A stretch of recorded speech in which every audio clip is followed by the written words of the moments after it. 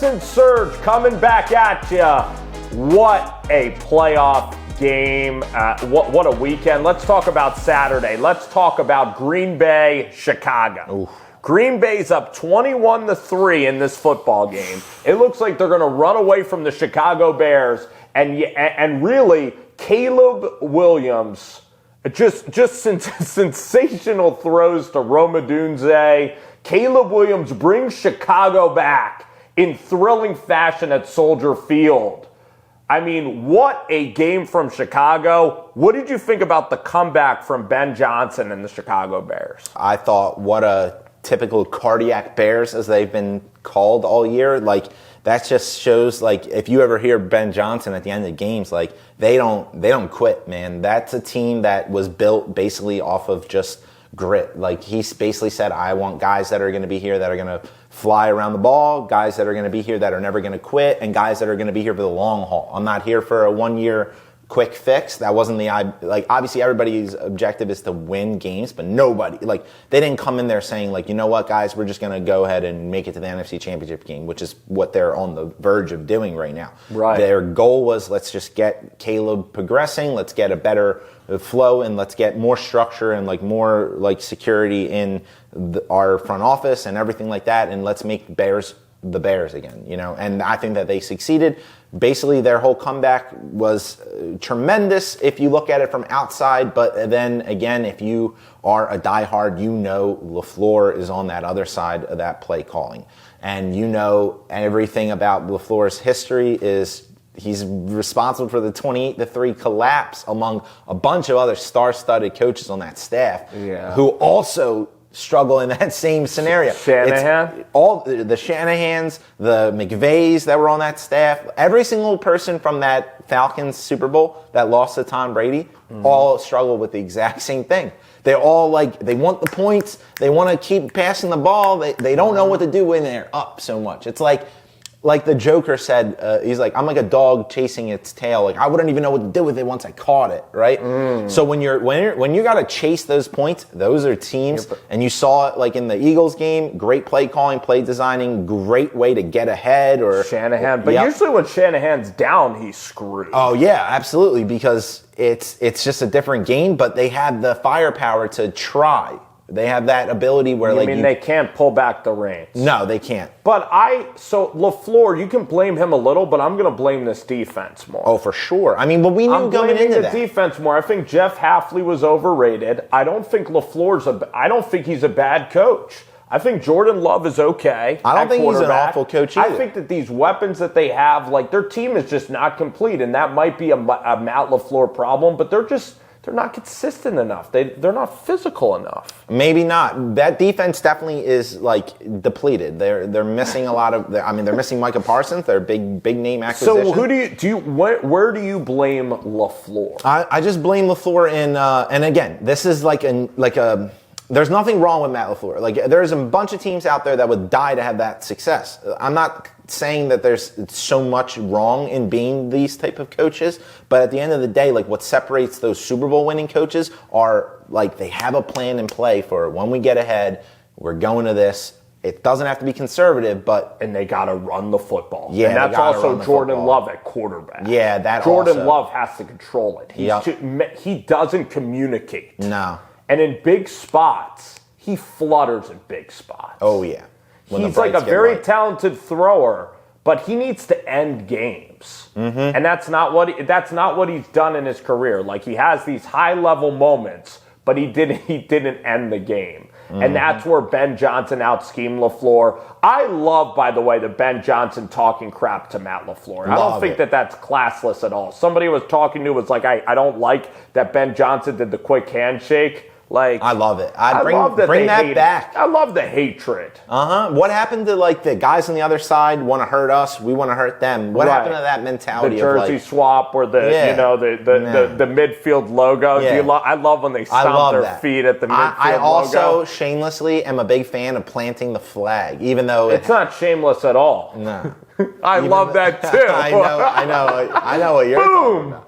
I love that, and it made popular by Baker Mayfield in college. Baker Mayfield, like that's awesome. Like even though the flag, like it's hard to plant, but I love, like I'm all for it. Like that makes these games more entertaining. Yeah, I mean, especially when you're playing a divisional game. I'm tired of the jersey swapping and the softness. Me too. Divisional game in the playoffs? Outdoors. I don't want to see them get a dome either. Let's continue them outdoors. I love it. Outdoors. So Chicago, it's a great story for Caleb Williams. Now, Caleb Williams, like also, I got to give him credit, like pretty good leadership.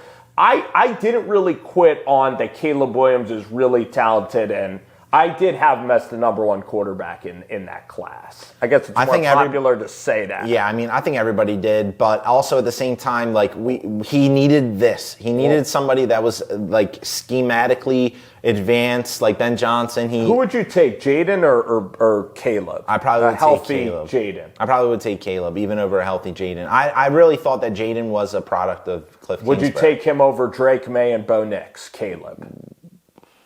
That's a tough one. I think only because of how efficient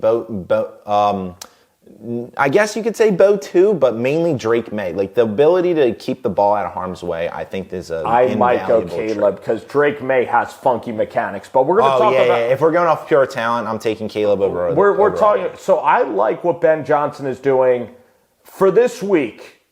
I'm just going to go ahead and say it. A lot of times I tee you up for a question. I believe that the run ends here this week to the LA Rams. And I guess I'll elaborate first. I'll give you my argument first. I just think that LA is going to be able to run the football. I trust Matt Stafford in these scenarios. I like Puka Nacua. They've been there before. Chicago's off of this emotional high, and Chicago can play like dog crap for certain periods of entire games. Mm-hmm. I think that's going to catch up to them, like the inconsistency early, especially early in games. Like it's cool to get these magical comebacks. Like it's great for the sport and all that stuff, but you're not going up against Matt LaFleur again, and that defense is not the same. The Rams have a much better defense. I just think that really it's going to come down to that pass rush. The Rams? The Rams pass rush. Like Jared Verse is just a hard guy to block. He's really, really hard to block. He's not the only talented guy that they got on that D-line. So you do think the Rams got it? I think the Rams got it as well. I would agree with you. Interesting. Even after Carolina. Carolina was the ultimate trap game. Yeah, but Carolina matched up really, really well. And Carolina is a very, very physical football team. Shout out to everything that they're doing over there in Carolina. Were you offended at how they played the last series of the game, Carolina? Do you think they played...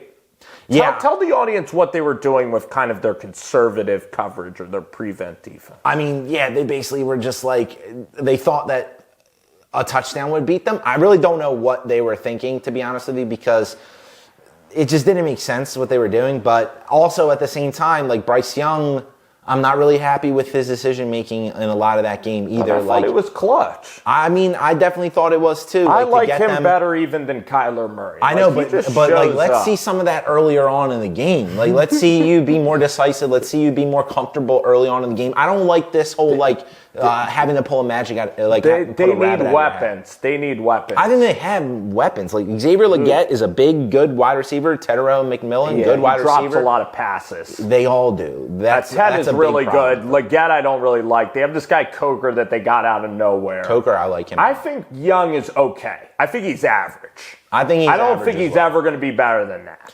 Yeah, I think that his ceiling is like first round bottom. Let me tee you up with this question. Do you think the Houston Texans can really get to the Super Bowl? I think they can. Do they have it? I think they can if C.J. Stroud can take care of the ball and just play mistake-free football, because that defense is a juggernaut. That defense is basically, the craziest thing about what their defense is doing is they're running basically what the Eagles ran last year. A 4-man rush, but they run a lot more man because they have the Stingleys, the Petries, they have all those Kalen Bullocks, big addition. Shire. They got really, really good corners. They got really, really good everything. And how about Will Anderson? Will Anderson is an absolute animal. Will Anderson, Daniil Hunter. You saw it at Alabama when he was able to play off the ball, on the ball. Dude, he is so talented. Just like D'Amico.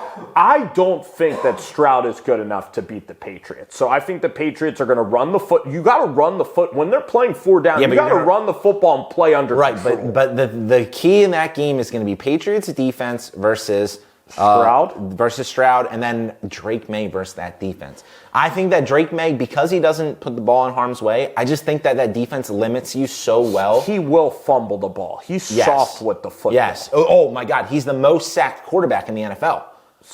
And he's been getting ragdolled. Like, he doesn't even see this. I love it. He doesn't even see the blitz coming sometimes. Like, and he just gets smoked. He reminds me of like a young Ben Roethlisberger. Now this is like kind of like going on. I don't know. Which is a great. I don't know if conspiracy is the word, but I think that the NFL, like Houston, is still they are a small market, and they haven't been in these moments. And you're going to New England. I have memories of New England kicking the crap out of Houston I don't think Houston, that was their first playoff game on the road that they've ever won. Yeah. And you saw the limitations of their offense, okay? You're relying on Woody Marks. Christian Kirk had some big plays. This should be a very close game. The over-under is 41. I think everyone's going to be on the under. I think they are too, and I think that a lot of people, I think the public's going to be all over New England. I think that there's going to be like a small jump late, like right before game time, of some people taking and lowering the line a little bit when they take Houston. But I really just think that I just think that Houston's going to be a heavy underdog in terms of like the public. I just don't know if the public. Are you taking Houston to win this game? I am. If it's close, I'm going to go with the Patriots. I'm going to go different. I'm going 27-24 Patriots. Well, that's a high-scoring game. I'd say so. I'm going 16-10 Patriots. I think that under is going to be a trap.